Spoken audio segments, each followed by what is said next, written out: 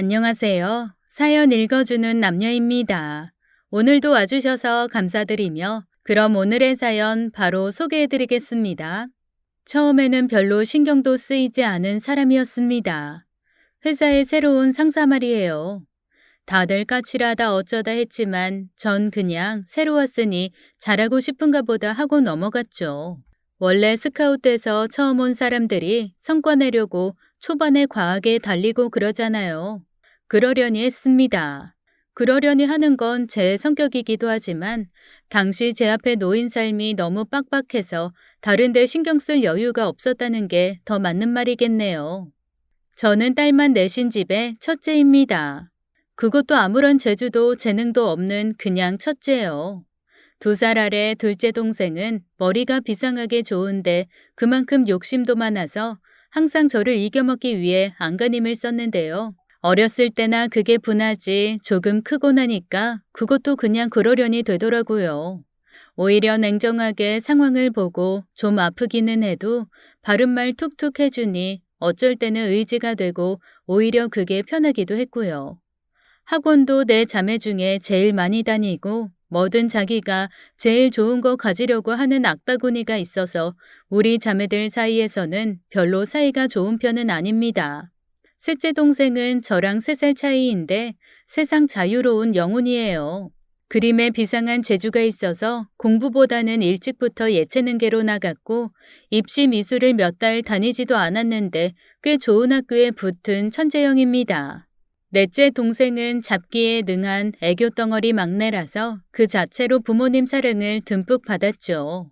반면에 저는 예체능도 별로 공부도 그럭저럭 애교는 없고 잡기에도 무능한 그냥 여자 사람이었습니다.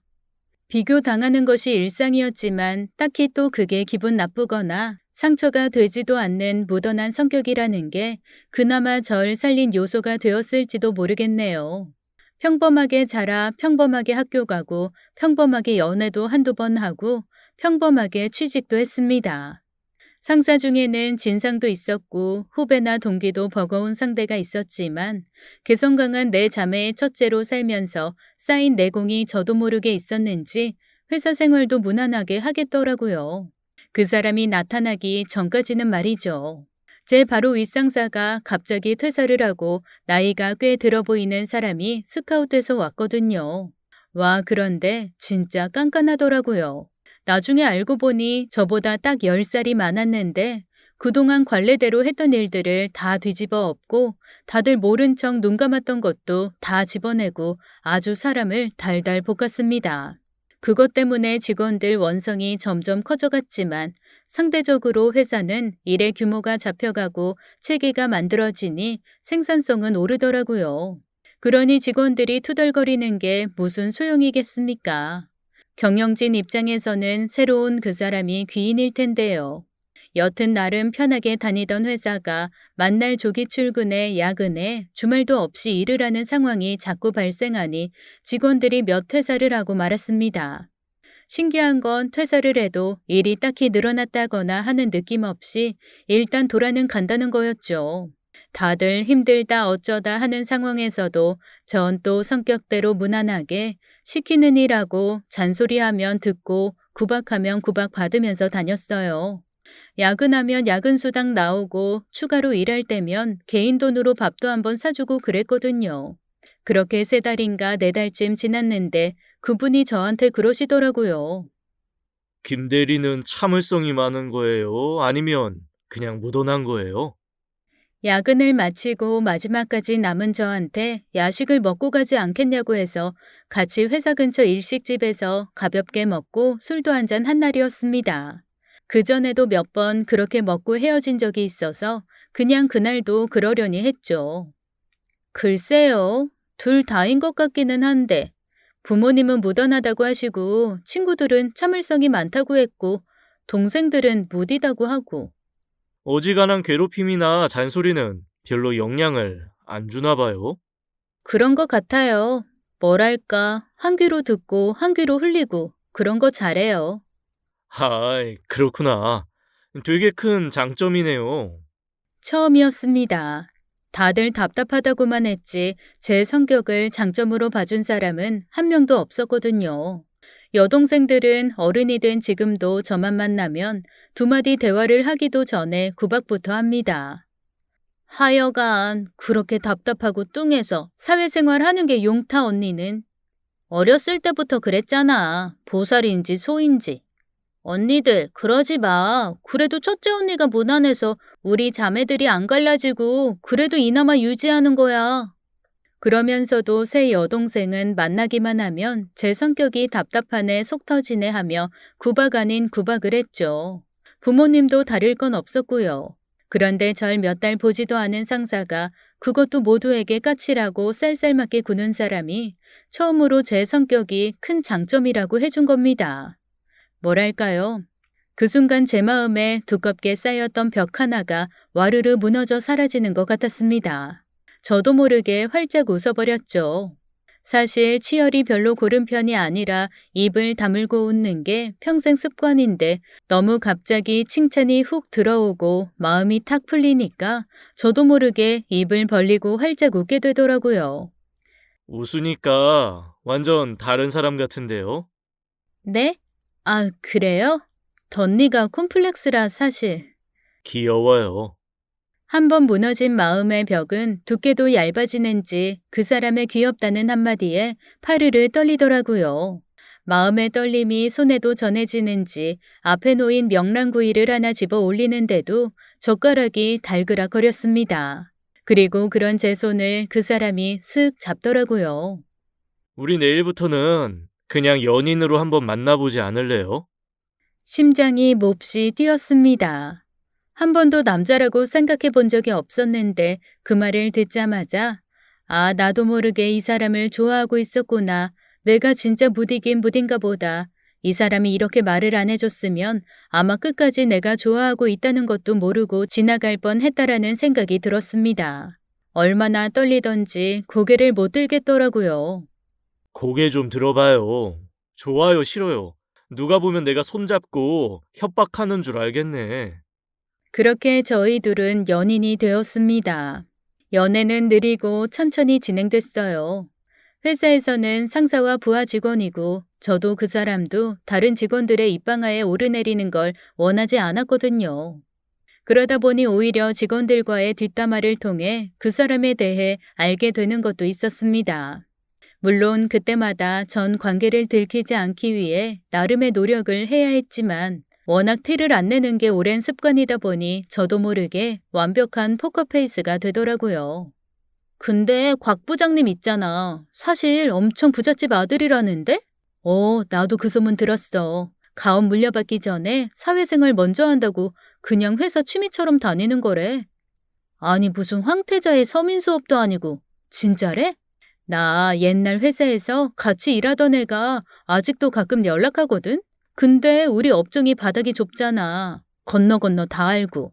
물어보더라고. 너희 회사 스카웃돼서 갔다던데 아냐? 본 적이 있냐? 그래서 내가 지금 우리 팀 팀장이라고 했지. 그랬더니 다짜고짜 나보고 전력을 다해서 꼬시라는 거야. 갑자기? 밑도 끝도 없이? 그래서 내가 사람 너무 싸가지 없고 쌀쌀 맞아서 진짜 정 안 간다고. 갑자기 그게 무슨 소리냐 그랬더니 말해주더라고. 옛날 회사에서 어쩌다가 엄청 부잣집 아들인 걸 들켰는데 회사에 말 많은 여직원들이 꼬셔보겠다고 대놓고 달려들고 매달리고 그러다 이상한 소문 내고 그래가지고 그 회사 그만두고 은둔 같은 거 좀 하다가 우리 회사 온 거래. 가만히 듣고는 있었지만 그제야 무딘 저도 몇 가지 느낌이 오는 게 있었습니다.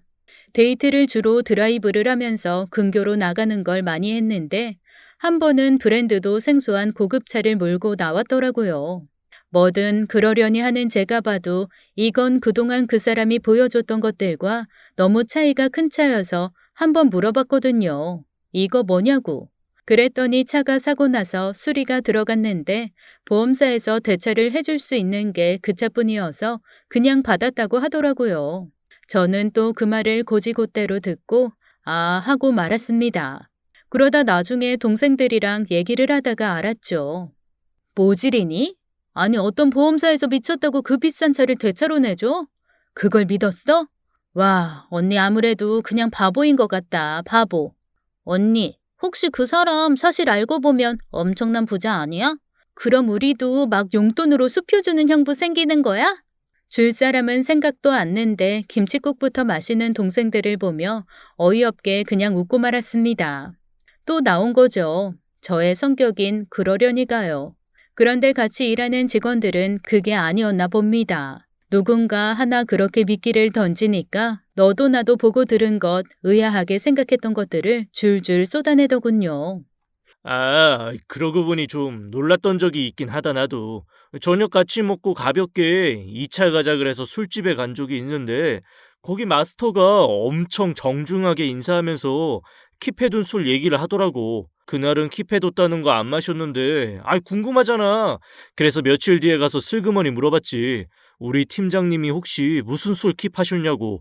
와, 이 엄청 비싼 술이더만.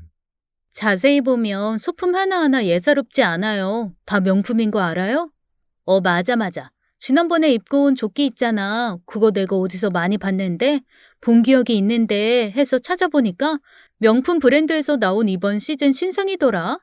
그거 국내 매장에는 들어오지도 않아서 해외 직구하고 그러던데, 그걸 입고 있더라니까. 에이, 그건 짝퉁일 수도 있죠. 아니야, 내가 명품 보는 눈은 있거든. 아무리 봐도 짭은 아니었어. 그 모든 말들을 듣고 있는 게 힘들었지만 그 자리에 없어서 의심받는 건 더 싫었습니다. 그런데 아무리 제 캐릭터에 익숙해졌다고는 해도 몇 번을 같은 얘기가 나오는데 한마디도 안 하는 제가 이상해 보였던 모양이에요. 한 번은 저한테 직접적으로 물어보더라고요. 그런데 박 대리님은 팀장님이랑 야근 제일 많이 하잖아요. 뭐 들은 거 그런 거 없어요? 네, 제가 원래 좀 무디고 그래서. 하긴, 박 대리님은 대놓고 말하지 않으면 모르시는 분이긴 한데, 그래도 뭐 낌새 이런 거 느낀 건 없었어요? 네. 저도 모르게 거짓말을 하려다 보니 목소리가 점점 작아지더라고요. 누구든 나타나서 저 좀 구해줬으면 하던 그때였습니다. 궁금한 게 있으면 직접 물어보지.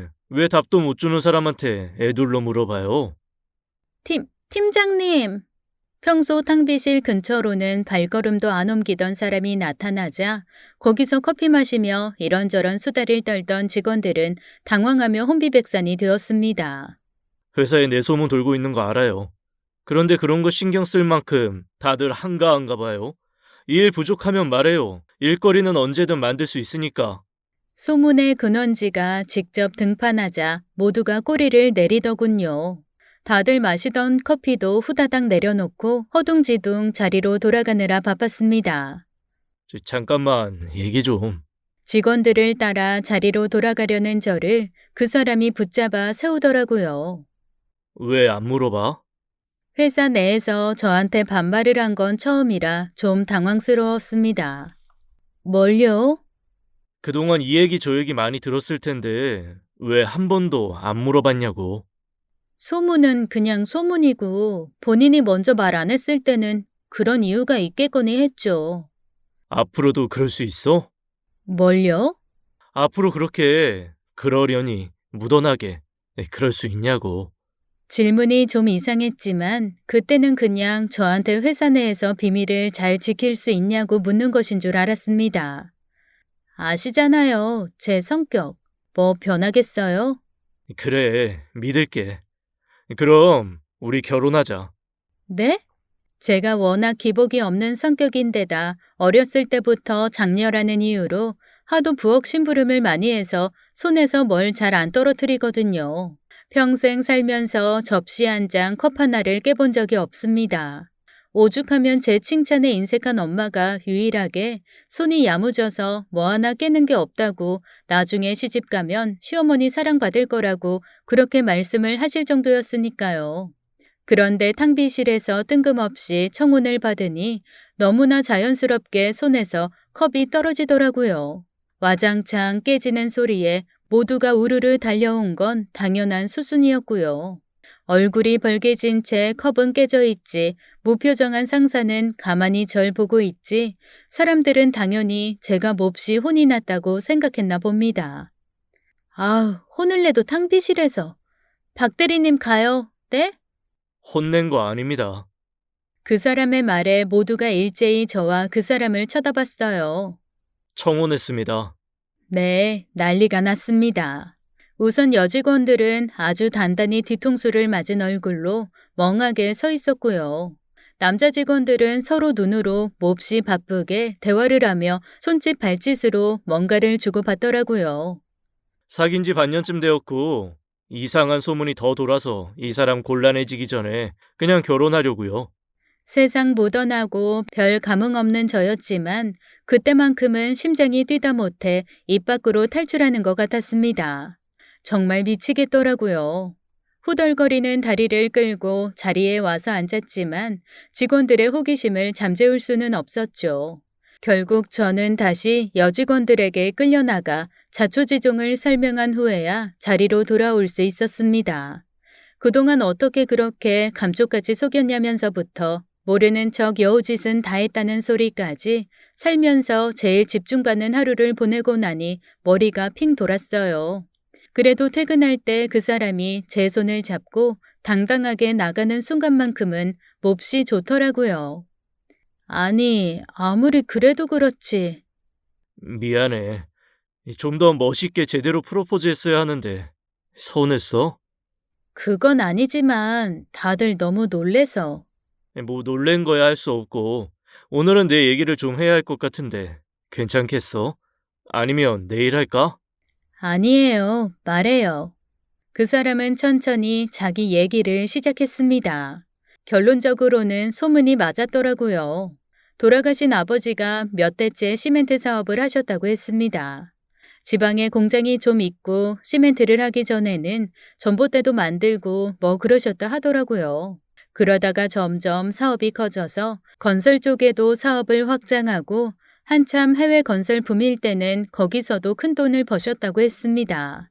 할아버지와 함께 사업을 정점에 올려두고 얼마 되지 않아 돌아가셨고 아들을 일찍 잃은 할아버지는 이 사람에게 사업을 물려주고 싶어 하셨다고 했어요. 그런데 아버지가 돌아가셨을 때 나이가 3살이어서 도저히 어떻게 사업을 영위할 수 없을 때 그 사람의 어머니가 나섰다네요.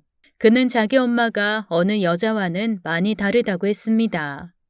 그러니까 외갓집이 훨씬 더 잘 살았어서 우리 아빠랑 결혼하는 건 반대하셨다고 하더라고. 외할아버지 외할머니 눈에는 그저 공사판에서 푼돈 만지는 집안으로 보이셨던 모양이야. 그런데 우리 엄마가 그냥 평범한 그런 스타일이 아니거든. 고집도 세고 불도저 같고 소유욕도 많고 뭐 여튼 편한 사람은 아닌데 엄마가 어떻게든 아빠랑 결혼을 해야 했던 거지. 자기가 좋은 남자니까. 로맨티스트시네요. 제 말에 그 사람이 피식 웃더라고요. 실제로 만나면 그런 말 안 나올걸. 뭐 여튼 그래서 야반 도주하다시피 결혼을 했는데 나 3살 때 외국 현장에서 돌아가신 거야.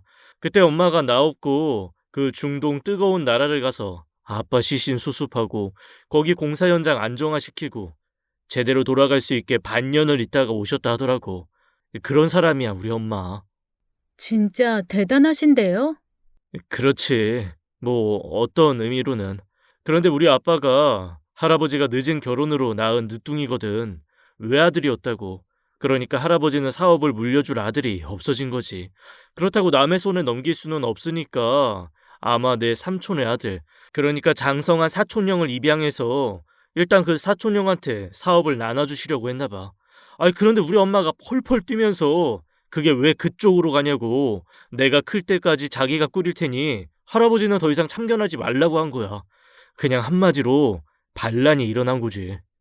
그 사람의 얘기는 들을수록 놀라웠습니다. 결국 사업을 맡게 된 어머니는 지금까지 30년이 넘게 사업을 키웠다고 하네요.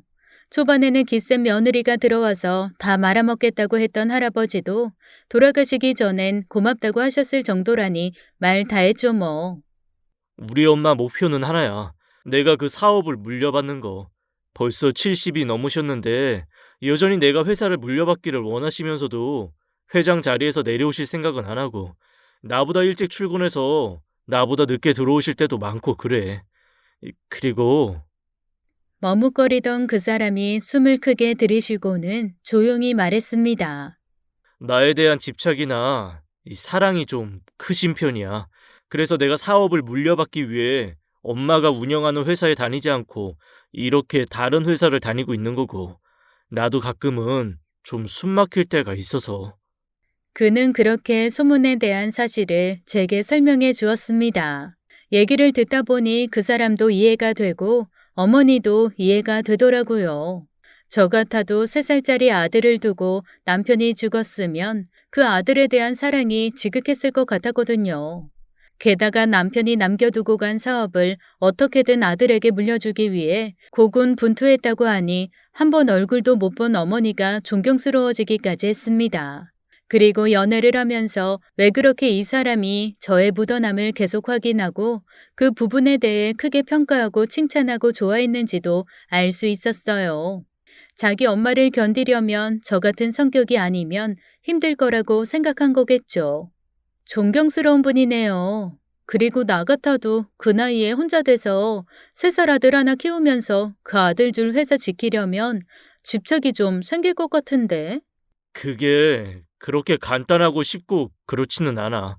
뭐 여튼 결혼하려면 만나야 하니까 우선 네 집에 먼저 인사하고 차근차근 진행해보자.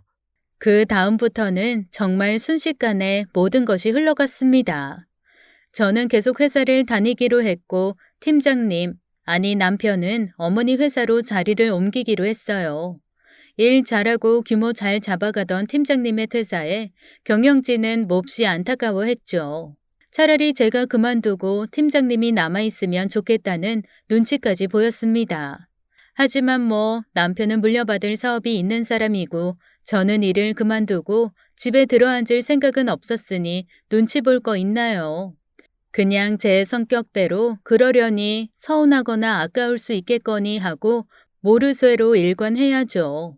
저희 집에 인사를 온 날 엄마 아빠와 여동생 셋은 무슨 집행관 내지 판정관처럼 앉아 호기심 가득한 눈으로 남편을 보고 이런저런 질문을 해댔습니다. 여간에서는 그러려니 넘어가는 제가 오죽하면 그만하라고 할 정도로 다양한 궁금증이 쏟아지더라고요. 좀 창피하기도 하고 미안하기도 해서 사과를 하니 오히려 남편은 이 정도는 아무것도 아니라며 저한테 그랬습니다. 너, 아이, 우리 엄마 만나봐.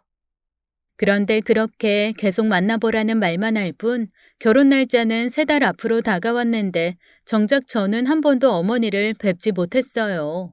아니 남편이 만나는 날을 차일피일 미루는 것처럼 보였죠. 어차피 결혼하면 당분간은 엄마 집에서 같이 살아야 하는데, 뭐하러 자꾸 일찍 보려고 해. 오히려 전 그 말이 더 이해가 안 되었어요. 아, 합가는 남편이 처음 결혼을 얘기할 때부터 말했던 거였습니다. 집안 전통이라나요? 서로 부대끼며 밥상을 나눠야 가족이 된다는 선대 할아버지 말씀에 따라 남편 집은 며느리는 물론 사위도 1년은 어른들과 함께 살아야 한다고 했습니다. 그 이후로는 따로 나가 살건 같이 살건 아니면 친정이나 시댁에 들어가 살건 아무 상관을 하지 않는다고요.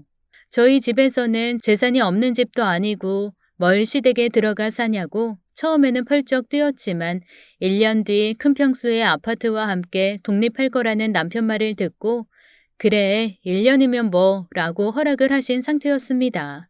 저도 회사를 다닐 거라 사실 주중에는 거의 어머니를 마주칠 일도 없을 거고요. 주말에나 한 번씩 식사하고 같이 있는 건데 그 정도는 별로 어려운 게 아니라고 생각했기에 들어가서 사는 것에 대한 부담감은 없었습니다. 아니, 이러다가 상견례 날 인사하겠어요. 어머니 안녕하세요. 처음 뵙겠습니다. 하겠다고요.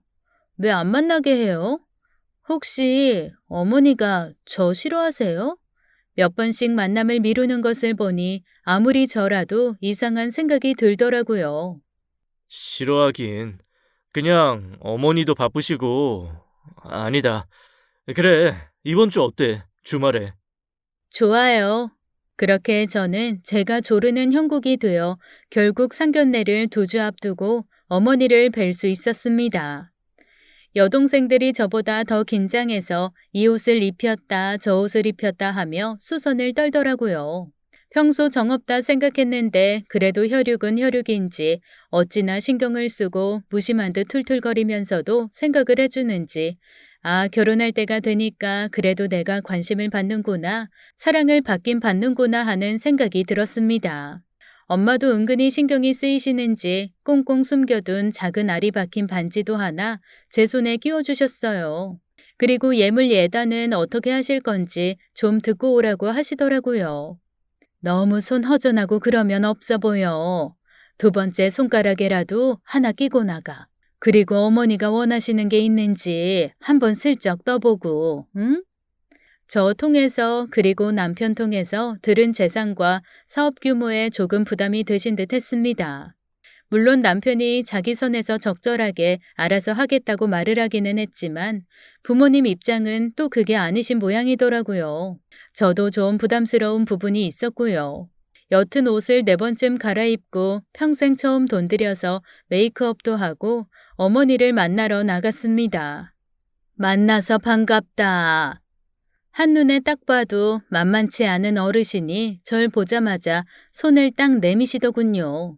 얼결에 악수를 하는데 세상에 마르고 가는 손에서 어쩌면 그렇게 힘이 세게 느껴지는지 제 손아귀가 다 쑤시고 아플 지경이었어요.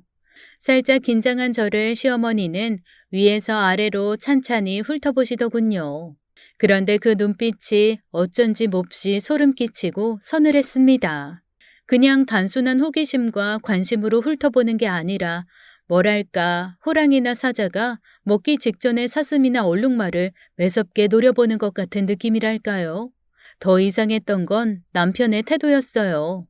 그렇게 당당하고 까칠하고 할 말 다 하고 직설적이었던 회사에서의 모습도 없고 은근히 다정하고 세심하게 때로는 과감하게 표현하던 연애할 때의 모습도 없었죠. 그저 어디서 잔뜩 기가 죽은 비 맞은 개 같은 얼굴로 찌그러져 있는 게 너무나도 낯설었습니다. 결혼 전에 하기는 힘들 것 같고 결혼하자마자 교정부터 하자. 나이 들어 치열 고르지 않은 거 난 별로다. 네?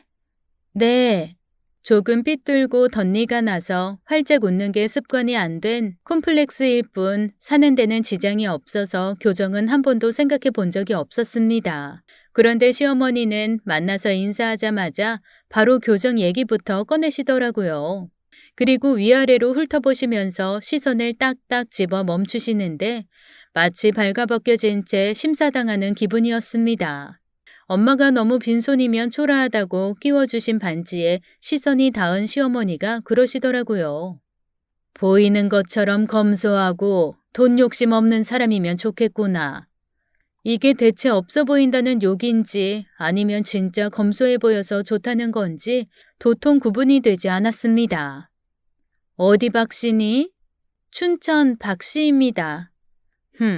원래 우리 집안이 박씨랑은 결이 잘 안 맞는데 그나마 사주가 맞아서 내가 며느리로 드릴 생각을 했다. 알아둬라. 네.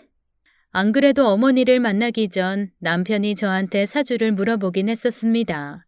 저희 집은 무교이긴 해도 사주나 이런 건 가끔 토정 비결을 볼 때나 우스개로 보고 별로 심각하게 생각하지 않았는데 남편 집은 그게 아니더라고요. 어머니가 사업하시면서 나름 징크스가 많이 생기셔서 그래. 풍수지리도 민감하시고 뭐 이래저래 좀 복잡해. 태어난 연월이라고 시간만 대충 알려줘. 사주 안 맞는다고 반대하시면 그건 그때 가서 생각하고 일단 줘봐. 나중에 알았지만 남편은 제 사주를 받아서 본인이 먼저 궁합을 봤다고 하네요. 만약 궁합이 안 좋으면 어떤 사주여야 궁합이 좋은지를 물어봐서 그 사주로 어머니께 전달하려 했다고요. 다행히 몇 군데를 돌아다녔는데 저랑 남편의 사주가 좋았고 특히 제가 남편의 길을 살리고 토양이 돼준다나 여튼 남편이 열매를 맺을 수 있게 제가 비옥한 땅이 되어주는 사주라고 나왔나 봐요. 그래서 어머니도 절 만나기로 하신 거고요. 사실 이 이야기를 들을 때까지만 해도 아, 사업을 하시다 보니 뭐가 걸리는 것도 많고 조심스러운 것도 많은가 보다 하고 또 그러려니 넘어갔습니다. 그래도 만난 지 1분도 되지 않아서 사주 얘기를 하실 줄은 꿈에도 생각을 못했죠. 예물이랑 예단은 정말 안 해도 된다. 어차피 친척들 드릴 선물은 내가 마련하는 게 나중에 뒷말 나오지 않게 수준 맞춰 드리기 편할 거고 며느리가 뭐 해왔다고 자랑해야 하는 그런 사람 아니다 나. 그러니 정말 할 거 없고 대신 가구는 나랑 좀 고르자. 두 사람 사주에 맞는 나무가 있고 그 나무로 만든 가구가 있으니 그걸 쓰면 좋겠구나. 싫으니? 아니요, 싫지 않습니다. 제가 그랬잖아요. 딱히 싫어하지 않을 거. 넌 가만히 있어. 새아가랑 내가 살림 얘기하잖니. 시어머니는 부드럽지만 단호하게 남편의 말을 뚝 잘랐습니다. 그때 느낌이 왔죠. 아, 마마보이구나. 그런데 그것도 또 같이 다녀보니 애매하더군요. 마마보이는 엄마 치마폭에 감싸여서 벗어나지 못하는 그런 사람이잖아요. 말끝마다 우리 엄마가 이러면서요. 하지만 남편과 어머니는 그런 느낌은 아니었어요. 쫓고 쫓기는 그런 느낌이랄까? 남편은 끊임없이 숨막혀하고 눈치 보면서 외면하고 도망가려 하는데 시어머니의 시선은 단 한 번도 남편을 놓치지 않더라고요. 오죽하면 무디고 무딘 제가 알아챘을까요? 그날 어머니를 만나서 6시간을 좀 넘게 같이 있었는데 어머니가 제게 눈길을 주신 건 처음에 악수할 때 그리고 잘 가라고 인사할 때 뿐이었습니다. 그 외에는 계속 남편을 보고 계시더라고요. 가구를 고를 때도 시어머니는 일단 결정한 후 카드로 계산하기 전에 한 번씩 제가 물어볼 때만 말을 거셨습니다. 완벽하게 무시하는 건 아니지만 애매하게 저를 인정하지 않는 것 같은 느낌? 오죽하면 판매하시는 분도 뭔가 이상한지 계속 저와 남편 어머니를 번갈아가며 흘끔거리더라고요. 그런데 뭐 사실 전 여기까지도 그러려니 했습니다. 왜 드라마 같은 데 보면 엄청 돈 많은 시어머니가 사모님 팁 팍팍 내면서 하시는 행동 같은 거 있잖아요. 그냥 그런가 보다 했죠. 원래는 제가 해야 하는 혼수도 시어머니가 다 준비해 주시고 명품 가방에 폐물까지도 싹 사주시더라고요. 남들이 들으면 있는 대로 부러워할 상황이긴 한데 제 기분이 산뜻하지는 않고 여러모로 좀 애매한 만남이었습니다. 게다가 헤어질 때 시어머니께서 결정적으로 그러시더라고요. 저랑 남편 사이에 껴서 쇼핑하느라 힘들었으니 지금부터는 아들이랑 데이트하듯 쇼핑 좀 해야겠다고요. 그리곤 저보고 먼저 가라고 하시대요. 아니 처음에 찻집에서 만나 10분 남짓 인사하고 바로 백화점으로 이동해서 6시간 내내 남편과 팔짱을 끼고 다닌 건 어머니인데 사실 그때는 저도 좀 황당했습니다. 남편도 당황한 것처럼 보였고요. 엄마, 우리 백화점에 거의 반나절 있었어요. 저 사람 저녁도 먹어야 하고, 더 살 거 없잖아요. 예, 매일 먹는 저녁 하루쯤 안 먹으면 어떠니? 그리고 배고프면 다 알아서 자기가 사 먹겠지. 너 벌써부터 새아가 싸고 돌고 그러면 엄마 너무 서운하다. 장가 가면 마누라하고만 쇼핑 다닐 텐데 엄마한테 하루 저녁도 서비스 못해? 진짜로 서운하신지 언뜻 눈물까지 글썽이는 어머니를 보고 오히려 당황한 건 제 쪽이었습니다. 저도 저녁에 약속 있어요. 두 분 쇼핑하세요. 오늘 감사했습니다. 다음에 또 제 인사가 채 끝나기도 전에 시어머니는 남편의 팔을 딱 잡아채 팔짱을 끼고 저한테 잘 가라는 인사 툭 던진 채 가버리시더군요. 살포시 남편 어깨에 머리를 기대면서 말입니다. 제 두 손에는 시어머니가 사주신 것들이 주렁주렁 무겁게 들려 있었지만 그 무게보다 마음의 무게가 훨씬 더 무거웠어요. 속도 모르는 엄마와 여동생들은 제가 들고 들어간 물건들, 그리고 예단 예물, 친척들 선물까지 다 시어머니가 알아서 사실 거라는 소식을 듣고 저한테 땡 잡았다, 조상님이 도왔다, 무슨 복에 그런 집에 시집을 가냐, 호들갑 그런 호들갑이 없었습니다. 저만 그냥 마음에 무거웠죠. 그래서 구경하느라 신난 동생들과 엄마를 거실에 두고 혼자 방으로 들어왔어요. 휴대폰을 받지만 남편은 전화 한 통, 문자 한 통 없더라고요. 그때 둘째 여동생이 방 안으로 따라 들어왔습니다. 내 눈은 못 속이지. 언니, 무슨 일 있지? 역시 머리 좋은 애는 눈치도 빠른 모양이에요. 저처럼 표정에 뭐가 드러나지 않는데도 이상한 게 느껴지는 모양이죠. 아니, 무슨 일은. 그냥 내내 쇼핑 다니고 긴장하고 그래서 피곤한 거지. 아닌데? 언니 그냥 피곤한 표정이 아닌데? 분명 뭔가 마음에 꺼림칙한 게 있는 얼굴인데? 욕심 많고 이기적이지만 그래도 제 주변에서는 제일 똑똑하고 상황 판단이 빠른 애라 그냥 오늘 느꼈던 거 있었던 일을 간단하게 말해줬습니다. 동생은 심각하게 듣고 있다가 그러더라고요. 자기 남편이라고 생각하네. 젊은 나이에 사별하고 아들 하나 보고 살아서 그 어머니가 지금 몹시 헷갈리는 중인 것 같은데? 가끔 있잖아. 자기 아들을 애인으로 생각하고 그러는 시어머니들. 그런데 뭐 회사도 크게 하고 사회생활도 하시는 분이라며 설마 티나게 뭐 하겠어? 그냥 며느리 기선제압자 그러시는 거겠지. 동생 말을 듣고 보니 그럴 수 있겠다는 생각이 들었습니다. 그리고 정작 상견례 날은 몹시 다정하고 교양 있게 행동하셨고요. 오죽하면 엄마가 상견례 끝나고 저한테 저런 시어머니라면 10명도 모시겠다며 저한테 책 잡히지 않게 잘하라고 들어가서 1년 사는 거 무난하게 살 수 있을 것 같다고까지 하셨으니까요. 어느 정도 찝찝한 느낌이 가시지는 않았지만 그래도 모두가 부러워하는 조건이고 저 역시도 남편에 대한 신뢰가 커서 어영부영 그렇게 결혼까지 가게 되었습니다. 마지막으로 가장 걸렸던 건 신혼여행이었죠. 내가 잘 아는 분께 들은 얘기인데 너희가 결혼하고 바로 비행기를 타거나 물을 건너가면 앞으로 결혼 생활에 애기 낀다더구나. 신혼 첫날은 집에서 보내라. 내가 집에 안 들어가마. 어차피 너희 살 집이니 거기서 그냥 신혼여행이다 생각하고 쉬고 여행은 1년 살고 가거라. 사실 별로 믿고 싶지 않은 미신 때문에 평생 한 번일 허니문을 집에서 보낸다는 게 싫었어요. 다들 평소 못 가는 나라 신혼여행 때나 한 번 크게 다녀오는 거라며 칸쿤이나 유럽, 아이슬란드 같은 데 다녀오라고 했거든요. 저도 그런데 한번 가볼까 기대도 컸고요. 그런데 시어머니가 딱 그 말씀하시고 나서 남편은 신혼여행에 신짜도 안 꺼내더라고요. 엄마한테 말했더니 엄마는 이해는 안 되지만 그래도 너희 위해서 하신 말씀이니 그냥 한번 양보하라고만 하시고 결국 신혼여행은 못 가게 되었습니다. 그래도 좋은 식장에서 멋지게 결혼식을 치르고 나니 행복하더라고요. 남편 눈에서 꿀 떨어지는 것도 보이고 식 끝나고 집으로 오는 것도 생각보다 나쁘지 않았습니다. 일단 피곤한 게 덜했으니까요. 어머님이 말씀하신 대로 집은 텅 비어 있었고 저희 신혼방은 깔끔하게 정리가 되어 있었어요. 늦은 오후 결혼식이라 집에 오니 거의 저녁이 다 되었더라고요.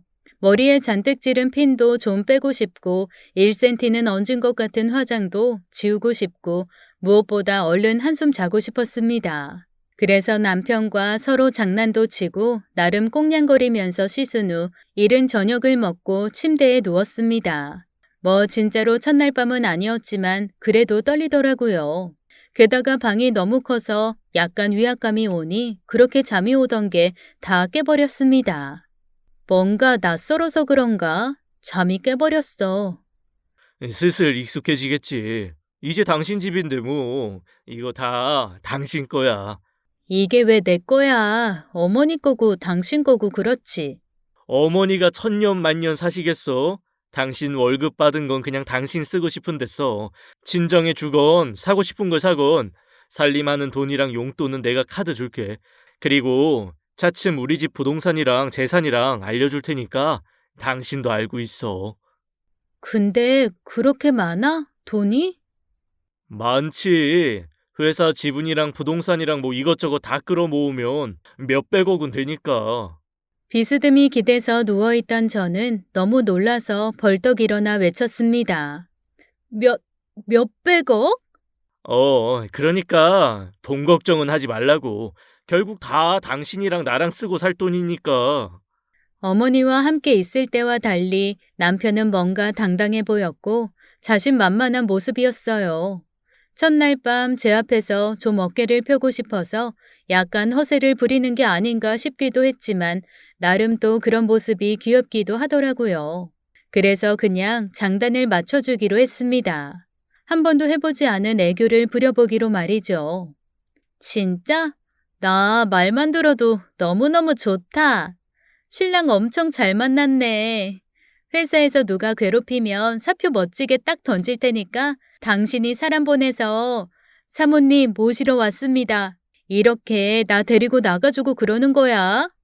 난생 처음 내본 콧소리였는데 남편이 정말 파한대소하며 너무 행복해 하더라고요. 난 당신 그런 점이 너무 좋아. 묻어나고 무심한데 한 번씩 이렇게 날려주는 한 방이 있어. 그때였습니다.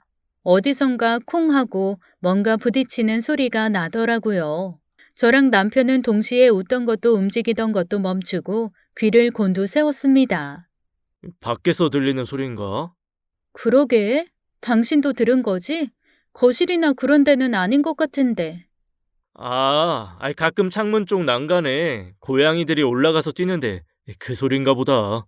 한동안 귀를 기울여도 별 소리가 들리지 않아 저희는 또 무심하게 넘어간 채 꽁냥꽁냥한 시간을 보내기 시작했어요. 그렇게 1시간 정도 흐르고 저랑 남편은 이 얘기 저 얘기를 하다 슬그머니 손을 잡고 서로를 안고 눈빛을 나누기 시작했죠. 잘까? 응. 남편이 불을 끄고 다시 침대로 와서 절 안았습니다. 그때였어요. 또다시 콩하는 소리가 들리더라고요. 그리고 이번에는 확실히 그 소리가 들리는 곳도 느껴졌습니다. 바로 침대 아래였어요. 소름이 쫙 끼치면서 몸이 얼어붙더군요. 하지만 남편은 못 들었는지 절 안고 물어보더라고요. 왜? 쉿! 저는 남편의 귀에 대고 조용히 하라고 말한 후 베개 옆에 두었던 휴대폰을 살며시 쥐었습니다. 그리고 의아한 얼굴의 남편에게 계속 조용히 하라는 신호를 보내며 천천히, 아주 천천히 침대 프레임 쪽으로 몸을 옮겼죠. 그리곤 핸드폰 플래시를 켜고 바로 침대 아래쪽을 봤습니다. 제 비명에 놀란 남편이 쏜살같이 뛰어내려 방에 불을 켜고 침대 아래를 들여다보았습니다. 엄마! 네, 침대 아래에는 시어머니가 있었습니다. 정작 저는 너무 놀라서 뛰는 가슴을 부여잡고 있었는데 침대 아래서 기어나오는 시어머니는 당당하고 눈빛은 형용하더라고요. 그제야 왜 시어머니가 굳이 촌스럽고 높기만 한 이 침대를 고집했는지 이해가 되면서 소름이 쉬지 않고 끼쳐 올라왔어요. 혼수 마련하는 날 시어머니는 다른 예쁜 침대 다 두고 중세시대 프랑스 궁전에서나 쓸 것 같은 어마어마하게 높은 침대를 고집하셨거든요. 말로는 이 나무가 우리 사주에 맞네 어쩌네 하시면서 연신 아래쪽으로 보시길래 속으로 저거 먼지 쌓일 텐데 뭐하러 저런 걸 고르시지 했던 기억이 났습니다. 그때부터 이렇게 숨어 있을 걸 계산했다고 생각하니까 앞에 있는 시어머니는 물론 남편까지도 소름 끼치게 싫어지더라고요. 순식간이었어요. 엄마 미쳤어요? 대체 여기서 뭐 하시는 거예요? 시어머니는 침대 밑에서 기어나와 절 위아래로 훑어보며 그러시더라고요. 베갯머리 송사로 내 아들 꿰어내 재산 빼돌릴 국리를 하나하나나 내가 알아보려고 그랬다. 아니나 달라. 이 물러 터진 놈아. 믿을 수 있을지 없을지 어떻게 알고 그렇게 줄줄 재산이 뭐 있네 읊어대. 내가 너 혼인신고부터 했을 때 싹수는 알아봤지만 못난 놈. 그리고 뭐? 용돈 줄 테니 쓰라고? 아이고 이 쓸개 빠진 놈아. 내가 네가 그렇게 물러 터지니까 사업을 못 주고 있는 거야. 그리고 새아기 너 솔직히 말해라. 우리 집 재산 탐나서 그래서 내 아들 꼬셔가지고 결혼한 거 맞지? 너 아까 혀 짧은 소리로 신랑 잘 만나서 좋다고 하더라. 내 아들 등골 빼먹고 우리 재산 빼돌릴 계획 가지고 온 거 맞지? 세상에 살면서 한 번도 만난 적 없는 미친 여자를 제가 신혼 첫날 밤 그것도 침대 아래서 튀어나온 시어머니로 만날 줄은 꿈에도 생각하지 못했습니다. 혹시 그런 말 아시나요? 뜬 소가 무섭다는 말이요.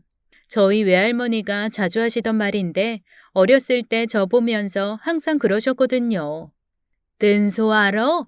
굼뜬 소. 다른 소에 비해서 느리고 굼뜬 것 같은 소들이 있는데 이런 소들이 한번 성질이 돋아서 뛰면 온 마을을 다 쑥대밭을 만들어. 여기 가서 들이받고 저기 가서 들이받고. 그래서 뜬 소는 건드리는 게 아니여. 네, 제가 그러려니 사는 굼뜬 소인 것을 시어머니는 모르셨던 거죠. 바로 손을 치켜 올려 시어머니의 뺨을 있는 힘껏 내리쳤습니다. 아마 누구한테 맞은 거 처음이셨을걸요. 그것도 자기보다 어리고 못하다고 생각해서 있는 대로 무시했던 상대에게 말입니다. 너무 놀란 시어머니는 뺨을 부여잡고 반격할 생각도 못 하시더라고요. 오히려 남편이 뭐 하는 거냐며 제 팔을 잡길래 남편 뺨도 있는 힘껏 내리쳤습니다. 본인이 맞았을 때는 어이가 없어 얼어 계시더니 생떼 같은 아들이 맞으니까 정신이 드셨는지 저한테 악다구니를 하며 덤벼들더라고요. 그래서 저 건드리면 둘 다 가만두지 않겠다고 소리를 버럭 지르고 바로 옷 챙겨 입고 가방 들고 나와버렸습니다. 쫓아 나오려는 남편에게 온 동네에 개망신당하고 싶지 않으면 한 발자국도 움직이지 말라고 엄포를 놓고 바로 뛰쳐나왔어요.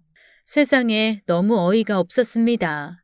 아니 제가 정말로 재산을 탐내서 접근했고 뭔가 잔뜩 받아내기라도 했으면 억울하지는 않았을 텐데 이건 마음조차 먹지 않은 사람을 범인으로 낙인 찍은 것도 모자라 엽기적이고 변태적인 방법으로 감시까지 한 거니까요.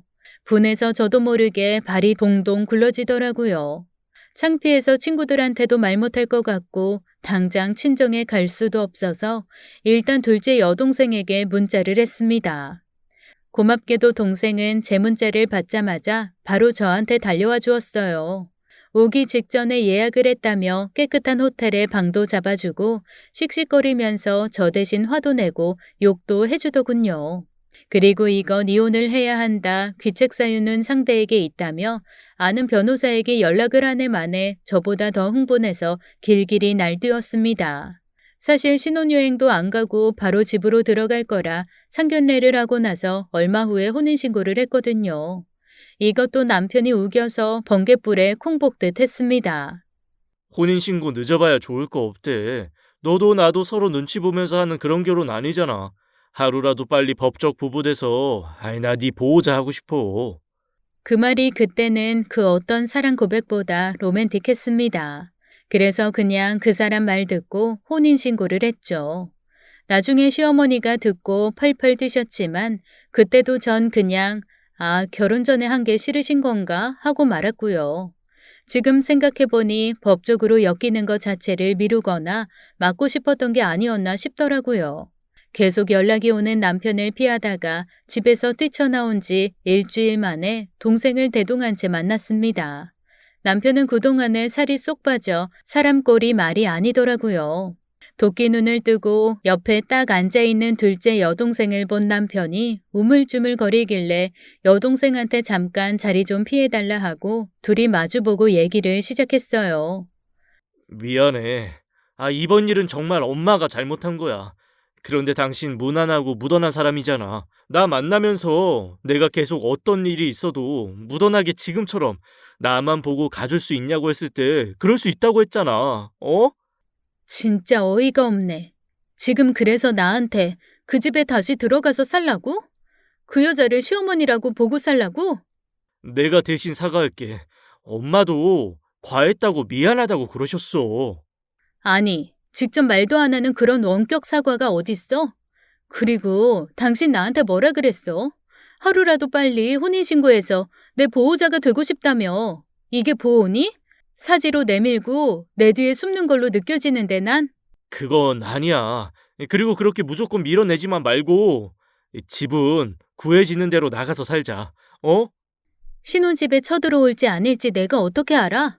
아들 집인데 오실 수도 있겠지. 여기에서 저는 마지막 신랍보다 가늘게 가지고 있었던 남편에 대한 기대를 싹 거두었습니다. 인연 끊고 아무도 모르는 곳에 가서 둘만 잘 살자도 아니고 하다못해 외국 나가서 살자도 아니고 기껏 와서 한다는 말이 나가서 살긴 사는데 아들 집이라 어머니 오시는 건 막을 수 없다라니요. 너무 기가 막혀서 말도 안 나오던 그때 남편에게 물벼락이 쏟아졌습니다. 조금 떨어진 곳에 앉아있던 여동생이었어요. 와, 나 이건 진짜 한 번은 해보고 싶었는데 내가 여기서 하네, 여기서. 야, 이 미친놈아, 다 버리고 도망가자도 아니고 위자료 두둑히 줄게, 그걸로 네 마음이 치유됐으면 좋겠다 이것도 아니고 뭐가 어쩌고 어째? 너 우리 언니가 맹하게 그러려니 넘어가니까 이번에도 그러려니 넘어가 줄 거라고 생각했냐? 이 새끼야, 아무리 존재감 제로라도 우리 언니한테 가족이라는 게 있거든? 너 따위한테 보내려고 우리 엄마 아빠가 이날 이때까지 키운 거 아니라고. 와, 제 동생이지만 진짜 똑똑하대요. 그리고 새삼 자라면서 한 번도 제가 여동생을 이기지 못했던 이유도 깨달았습니다. 쫄지 않고 저렇게 와락바락 제 할 말 다 하는 기운을 누가 감당하겠어요. 어쩌니 저쩌니 해도 힘들 때 기댈 수 있는 건 가족뿐이라는 생각에 갑자기 눈물이 터졌습니다. 감정 기복이 크지 않다 보니 살면서 별로 울어본 적도 없는데 그동안 막혔던 눈물이 한 번에 터진 건지 울기 시작하니 멈추지를 못하겠더라고요. 제 언니가 우는 걸 처음 본 여동생은 결국 이성을 잃고 폭발하고 말았습니다. 바로 남편 머리채를 잡고 휘두르더니 다시 한번 음료수를 퍼부었어요. 여튼 여동생은 버럭 소리 지르고 쥐어 패고 물이랑 음료수도 부으며 남편을 혼비백산하게 만든 후에 주변 사람에게 꾸벅 죄송합니다 사과도 하고 카페 카운터에 가서 청소시켜 미안하다, 혹시 기물에 문제 생긴 거 있으면 연락 주시라며 명함도 준 후에 절 끌고 카페에서 나왔습니다. 그날 이후에도 남편은 제게 계속 연락을 했어요. 물론 하는 얘기는 변함없이 똑같았습니다. 하지만 여동생의 조언에 따라 저는 모든 연락은 변호사 통해 하라고 한 채 일절 연락을 받지 않았죠. 이참에 한번 재산 좀 받아내 보려고요. 오래 산 게 아니라 분할을 받을 수 있는 건 아니지만 파탄의 귀책 사유가 그쪽 집에 있고 소문나는 게 세상 무엇보다 무서운 사람들이니 제대로 한번 쪼아보려 합니다. 굼뜬 소인저 확실하게 화가 났거든요. 재산 노리고 들어왔을 거라 굳게 믿고 있었는데 그 믿음 지켜드려야죠.